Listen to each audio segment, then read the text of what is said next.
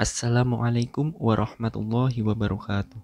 Selamat datang di channel Ngaji Yuk untuk mendapatkan informasi dan pengetahuan keislaman berdasarkan kitab dan sanad yang relevan.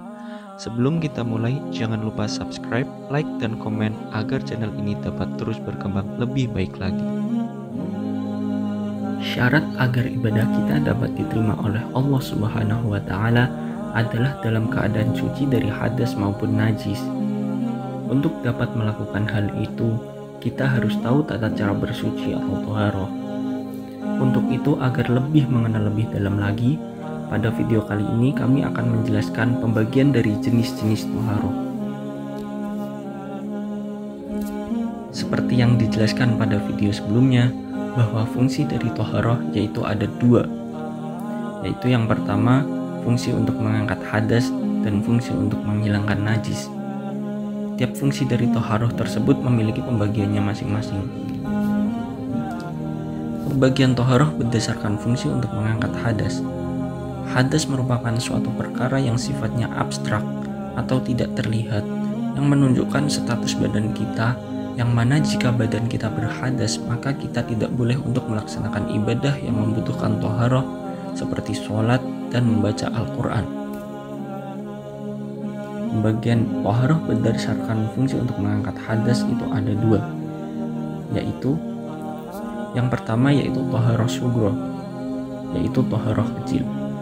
Maksudnya yaitu toharoh yang fungsinya untuk mengangkat hadas kecil yang disebabkan oleh keluarnya sesuatu dari dua lubang kemaluan selain air mani. Kemudian juga disebabkan karena tidur, menyentuh kemaluan, dan menyentuh lawan jenis yang bukan mahram.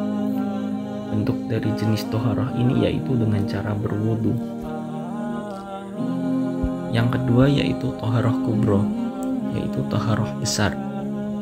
Yaitu toharoh yang fungsinya untuk mengangkat hadas besar yang disebabkan oleh keluarnya air mani, berhubungan badan, atau juga kematian, serta haid, nifas, dan melahirkan untuk perempuan.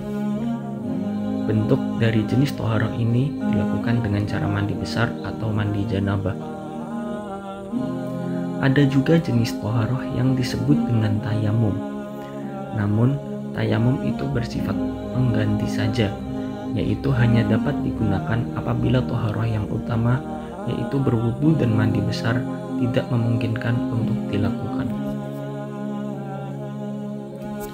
Selanjutnya, yaitu pembagian toharoh berdasarkan fungsi untuk menghilangkan najis dapat disesuaikan dengan pembagian najis itu sendiri, yaitu ringan, sedang, dan berat.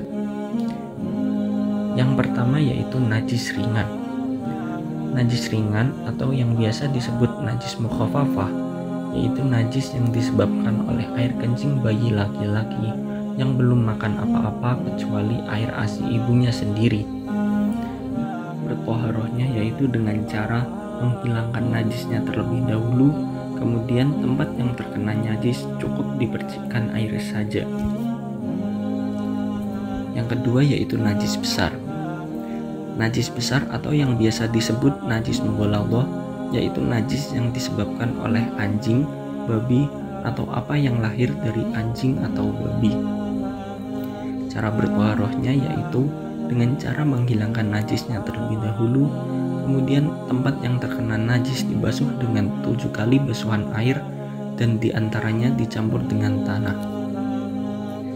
Yang ketiga yaitu najis sedang. Najis sedang atau yang biasa disebut dengan najis mutawasitoh, yaitu najis yang disebabkan selain najis kecil dan najis besar. Cara bertoharohnya yaitu dengan cara menghilangkan sifat-sifatnya, yaitu warna, rasa, dan aroma dengan air atau benda lain untuk bersuci. Dari berbagai jenis toharoh tadi dapat menjelaskan bahwa pelaksanaan toharoh merupakan ibadah ritual atau dogmatis.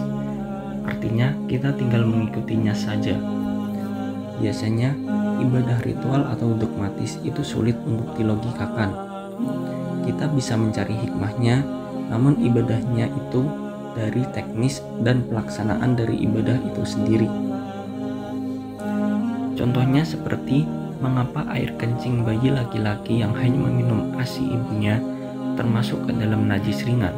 Mengapa anjing dan babi digolongkan ke dalam najis besar? Hal itu jika kita memikirkannya pasti akan sangat memusingkan.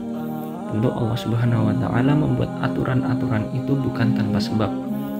Namun kita yang sebagai makhluk Allah dengan segala keterbatasan kita tentu akan sangat sulit untuk menjelaskan hal-hal tersebut.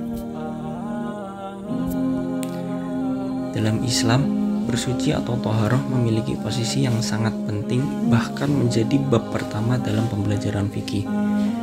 Bersuci merupakan perintah agama yang bisa dikatakan selevel lebih tinggi dari sekedar bersih-bersih.